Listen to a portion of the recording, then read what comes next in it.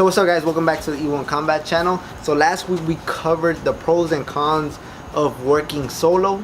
So today we're going to give you guys the pros and cons of working with a partner. So you want to start off? The concept we spoke about last video is about having your own schedule and not relying on lazy people or unmotivated people.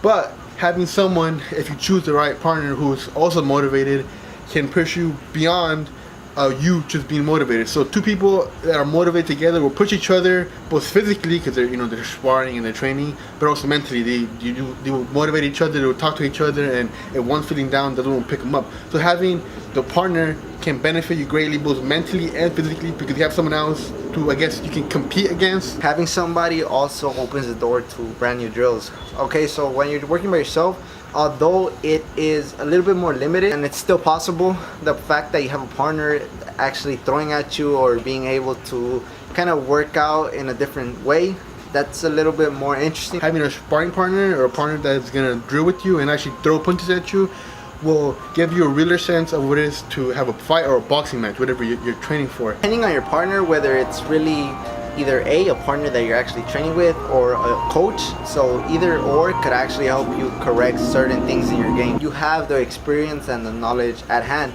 so now you have proper guidance, or whether it be proper guidance on a technique or on a specific detail that you need to cover, or whether it's just about learning something new. You have knowledge at hand right next to you. Another concept that I think is very important that could have went under my previous statement is sparring. Sparring deserves its own category because I think it's crucial. I think we made a video about this where you can we go more into detail with, but I believe sparring is one of the major things that you get with the partner than you do with training by yourself. Sparring is one thing that again gives you a more realistic sense of a fight. Watching and studying boxing can increase your IQ, but sparring and actually doing the things that you've seen and the things that you learned can increase your IQ even more. It also giving you a real sense of fighting. Also, it gives you kind of a reality check if this is for you. If you're working with a partner or you're working under a coach, sometimes your time is going to be very limited, or you're going to have to make time to be able to train because of the fact that either if you're working with a partner, your partner probably has something to do throughout the day, or if he doesn't, that'd be cool as well too. But most of the time,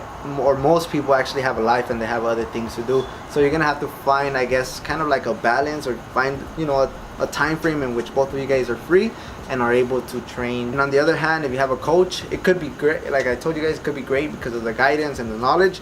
But also a lot of coaches, especially these coaches at these renowned gyms, or what do you call them? Like renowned gyms. Yeah, like these coaches that are working with more professional athletes, they don't really have that, I guess, time of day to actually train amateurs or beginners, or sometimes they have somebody else actually run, I guess, like the amateur show, and then once they're able to jump on to the big stages, if they possibly can, the pro coach would actually take over. Even though sometimes you guys could have the best knowledge at hand and have the money to actually pay for the knowledge, the fact that you're not really able to work with those coaches with that are up there, the coaches with the name, is sometimes very, I guess, unmotivating. Probably if you do it, it'll probably be only a good 15 to 10 minutes. Yeah, short. Most. You'd be limited. Start off with throwing what we used to call body shots in middle school, but you don't go 100%, and you focus on this focuses on clinching and focus on throwing body shots.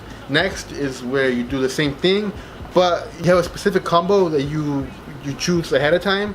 So it's not sparring, and you have this specific combo, and you have a punch, offensive strike, and a defensive strike. So you would throw a jab, and your partner would slip. Finally, it's the sparring. Sparring is the last thing that you have. It's kind of one that kind of encapsulates everything that you did earlier, from the body shots to the combination, and all that was geared towards the final product, which is sparring, which is you do at the end. You're not sparring at 100%, but you're not going light either. You're going somewhere between 60 and 90%. You don't want to go 100%, not for this template at least.